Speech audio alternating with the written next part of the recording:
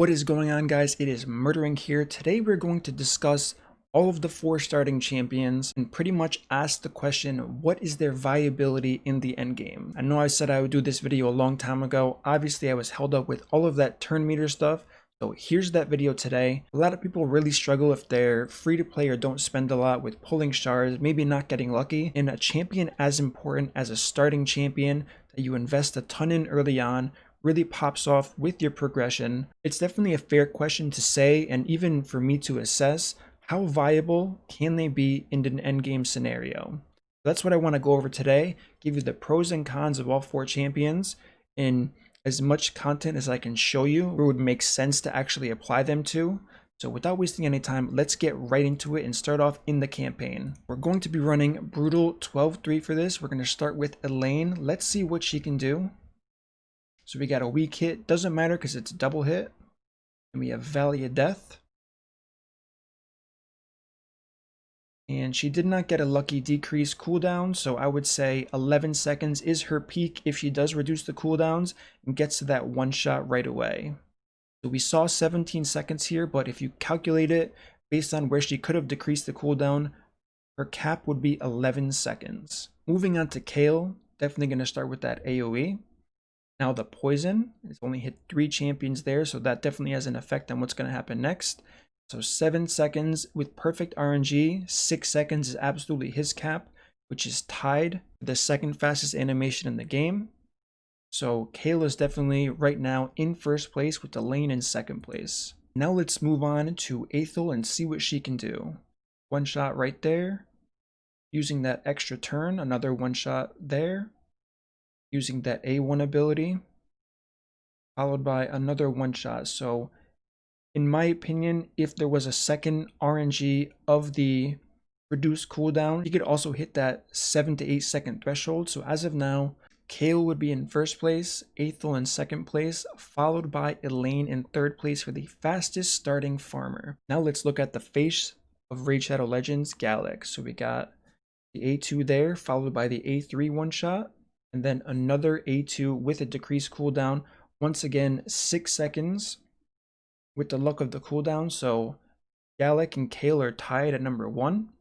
Aethel is number 2, followed by Elaine at number 4 for the best starting champion farmers for an endgame farming setting. Now, one thing I want to know, since everyone's going to say, what kind of gear are you running? How fair is this? So what I did was I took the threshold of 4100 attack, 230% crit damage, nothing over 230 speed, and accuracy I didn't really weigh into it, and I should have. Champions like Kale who do take accuracy, I should have lowered the amount of damage they could get. More likely than not, you're going to be gearing accuracy on these champions if you want to use them in an endgame setting, unless you're doing arena or campaign. So as we can see with our Kale, we have 4000 attack, 220 speed with 223 crit damage. For Aethel, we have 4000 attack, 203 speed, 224 crit damage. Another champion that can use accuracy, but not really needed for the content I'm going to explain to you today. Our third champion is Elaine. We have 3,900 attack, which is lower. However, we are over on our crit damage at 241, so it evens out with the attack, followed by 218 speed. With our last champion, which is my personal favorite, Gallic, 4,100 attack, 190 speed, so he is the slowest, and 229% crit damage. Going over the masteries really quickly, Gallic, Kale, and Aethel all have the same masteries, and Elaine is using the defensive tree, so she didn't have to take Lore of Steel, since her stats were already very close to being too high. So now that we went over that, I did want to go over Arena. However, in my opinion, Arena really doesn't matter for any champion, because all you have to do is go first in an arena match, and you can use literally any champion you want to one-shot after that if they have an AoE. So before I get into Arena, one kind of fun thing that I want to show you, I've definitely showed the stream this already. So I do use a bully on stream sometimes for my arena. This is my bully. There are many like it, but this one right here is mine. And it's, in my opinion, kind of bad mannered to use him in a platinum setting, which is why I really don't want to go over it on YouTube, but just to emphasize my point in why the starters don't really matter in arena. You can literally build anyone with good gear.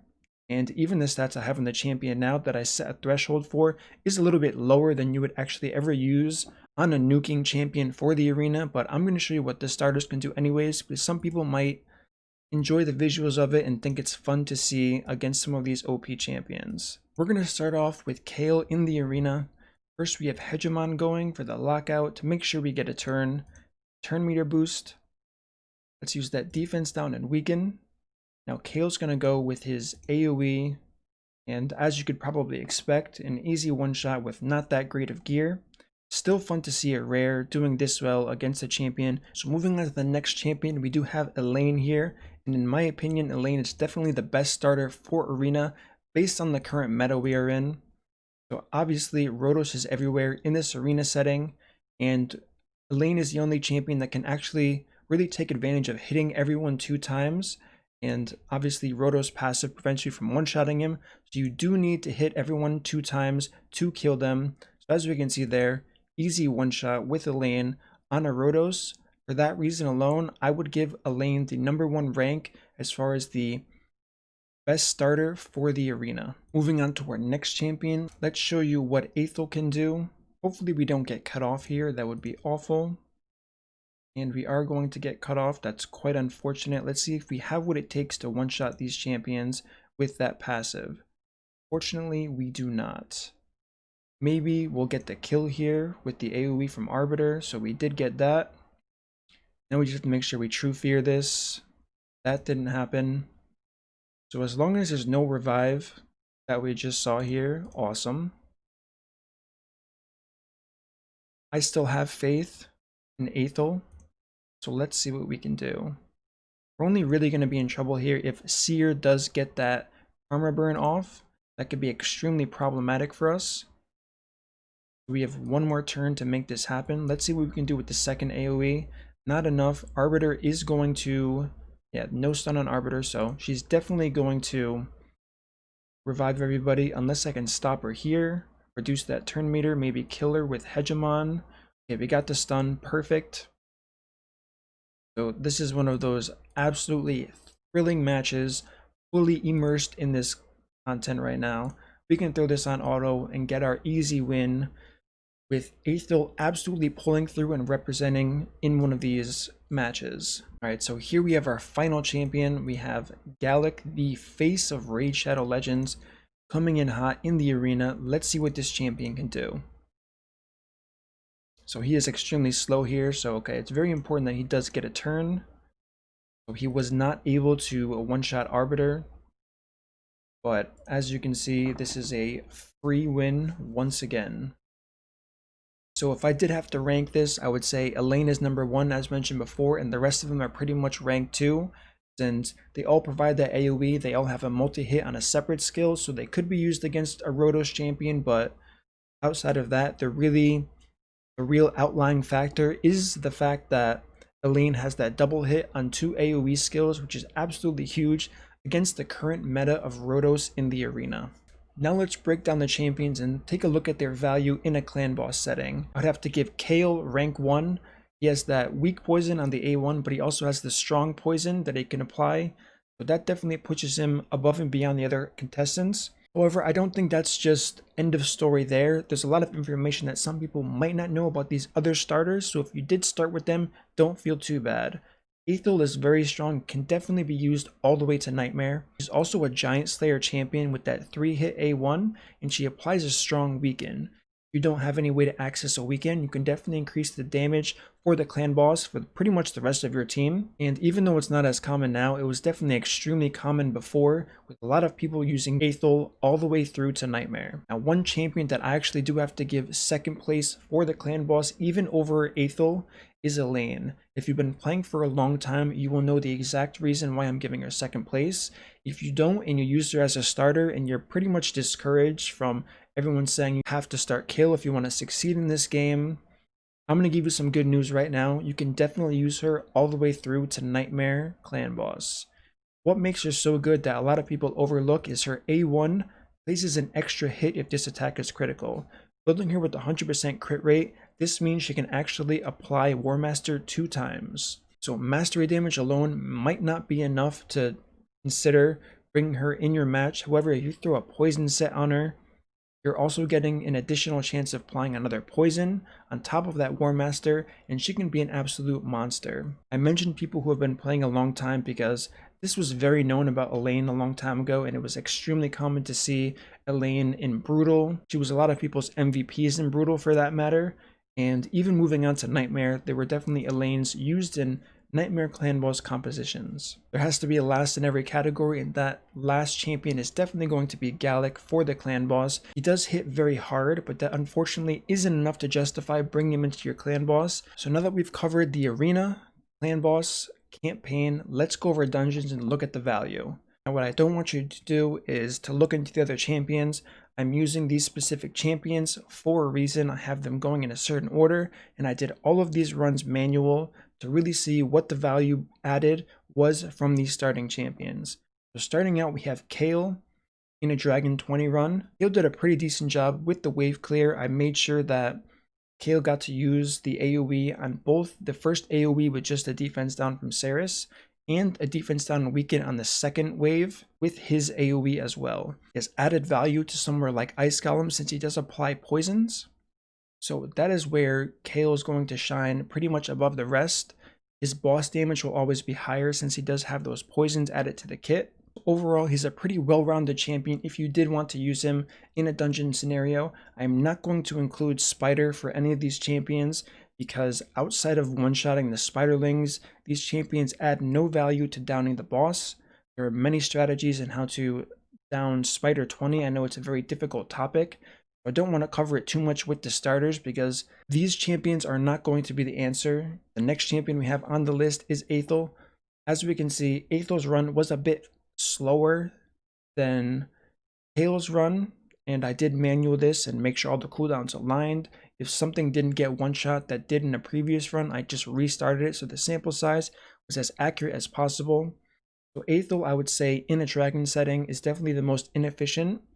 However, if you wanted to use Aethel for Fire Knight, as you can imagine, 3 hits on the A1 would be the strongest, so she would really shine there. As far as wave clearing goes, she has a hard-hitting AoE, so you could use her for simply AoE purposes in Fire Knight, Dragon, as well as Ice Golem. However, there definitely is value lost once you get to the boss, since a weaken debuff is helpful but isn't as big as a poison. Moving on to the next champion, we have Elaine, who wasn't as fast as Kale, but was a little bit faster than Aethel. Pretty much this goes back to how slow her animations are compared to the rest. Everything is pretty much a double hit, extra hit. So that definitely adds a lot more time. If you were going to efficiently use her in a dungeon setting, while she does wave clear pretty well, you definitely want War Master, as mentioned before, to get those extra procs out for not only the bosses, but it would also help you in her wave clear. So I think while this number is 2 minutes, it should probably be a bit lower. So our final champion here is Gallic. From the testing I've done, Gallic is the hardest hitting champion of all of them. However, with that being said, outside of clearing waves, he pretty much adds no value to any boss. Even if you did add something like War Master to this champion, I would definitely rank him in the second place in Fire Knight over the other champions, simply because he has that double hit A1, and he also has the increased speed. Now, increased speed might not sound like a big deal, however, it can be the difference between going multiple times on an encounter like the Fire Knight, so that definitely gives him an edge. And where I don't think this is necessarily better than Aethel, I would say this slots and ranks higher than the other two champions if you wanted to use him in a Fire Knight setting. Alright guys, so that concludes my video on if these starters are viable in the end game. The answer from me personally would be yes. Obviously not everyone's going to have the support champions I have. The specific speeds of the dungeons don't matter at all since I manualed them. However, in relation to each other, that's pretty much all that matters. So pretty much recapping, I think Kale is the strongest starter overall if you had to compare every single aspect of this game. I think Elaine is the second strongest starter. And I think Gallic and Aethel would be tied for the third strongest starter as far as where they shine in the game. However, I don't think the gaps are very big. Yes, you do have poisons from Kale, which really shines in the clan boss setting, but between daily login rewards, between pulling shards, even someone like an outlaw monk that you can buy from the market, I don't think poisons are necessarily make or break in a clan boss environment. So I have to say all of these starters, in my opinion, are definitely viable all the way through this game, regardless of who you pick. And in my opinion, it really comes down to who looks the best. That is how I picked the champions, and that's how I would pick them again. Even if I wasn't going to spend money, like I said, if you have enough knowledge of this game, and you can definitely get that as a new player by pretty much watching any guides, you can definitely build your champions correctly to make sure you succeed in all types of content. Hopefully you guys enjoyed this video. If you haven't already, hit that subscribe button, turn on the notification bell so you don't miss my next upload. I'm getting very close to finishing all of the combinations for what I found for that 2-to-1 speed ratio for the clan boss, so I'm really excited to release that. A few more things do have to get ironed out before I release that, so I wanted to give you guys something to watch in the meantime. And since I've been procrastinating on this specific project for such a long time, I felt now is the time to release this. So hopefully you enjoyed it, and I will see you in the next upload.